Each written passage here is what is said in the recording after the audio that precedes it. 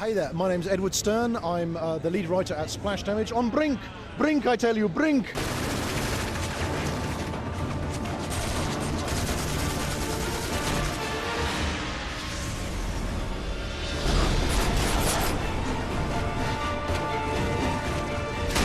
Let's just do a quick recap for people who might not have seen anything about the game beforehand. What is Brink?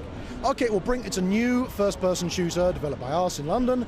Our previous history is all kind of PC first-person shooters, like Wolfenstein Enemy Territory Quake Wars. Like, we love PC hardcore shooters, but we don't need to make any more of those. What we need to do is take all the good stuff and make it accessible and easy for console gamers, because I think console gamers and multiplayer gamers have sometimes been quite ill-served. Like, I think we've all had the experience of playing a game single player and being pretty good at it. You know, oh, I'm pretty good. I'm winning this game. Going online and it's a totally different experience. It's like, hang on, I was good at this, now I suck. Wow, how come? So the whole point of Brink is to remove all the barriers to entry. It's just make it easy for players who don't think of themselves as shooter players or online players to get online and have this awesome gameplay we know is there. Okay, here's an example. Let's say you're playing through one of the storyline modes. So like, okay, you pick a faction, security or resistance. There are the resistance, there are the security. You pick one of these storylines, you're moving through the missions one by one, you've got a storyline, okay, great. But you've got an internet connection. We will say, hey, you dazzling charmer you. We notice you've been playing these missions, you've been doing pretty well. Why don't you play the next installment of this storyline, this next chapter, this next mission? Why not play it online? We'll give you double the XP. You don't have to ever go online again. Why not play it online against human opponents? Now, normally, that would be crazy in a game. It's like, well, that's totally different. But not with Brink, because it's all the same game, whether it's single player or co-op or multiplayer. Do not fire unless they fire upon you. But if they do, put them down fast. Amen to that. You've got this pretty robust XP and progression system as well, so I guess that's another way in which people can tailor the game to their own taste and experiences. It has come to our attention that occasionally, tragically, players farm XP. We hope they do. We're very much hoping they do. We are trying to bribe them with XP.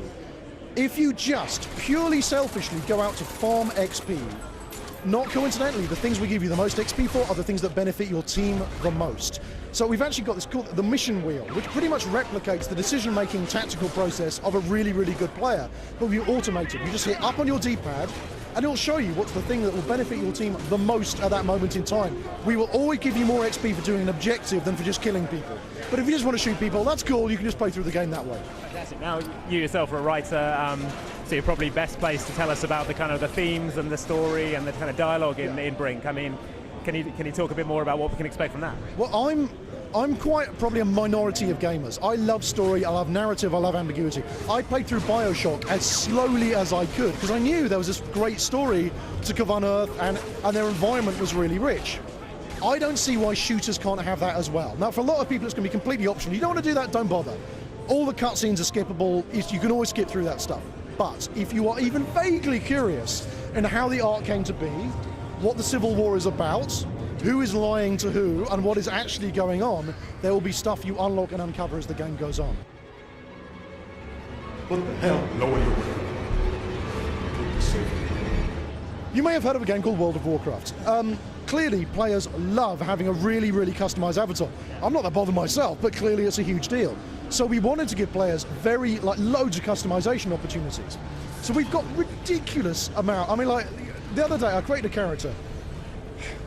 He had a tattoo on his face, then he had camo paint on his face, and then a gas mask. And you could see all three layers of it. And that's not just the thing you see in the interface. That is your third-person player model that the enemy gets to see. So we extend that level of customization to the guns as well. In fact, we got these two factions, the Resistance Security.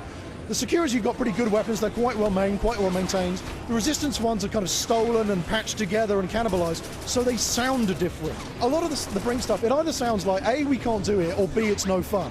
So it's awesome to see people doing it and having fun.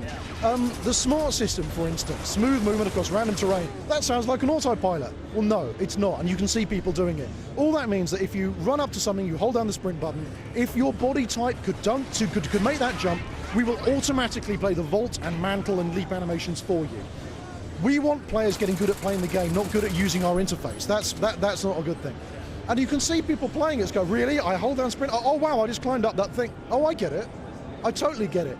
The heartbreaker is then when you go and play another game that doesn't happen. It's like, okay, this is kind of awkward. At the moment, we are in alpha, so we have a long way to go. I mean, when I look at, the game's there, it's fun, it's playable, but we really want to take the time to polish it and get it great. So we're coming out in the spring of 2011.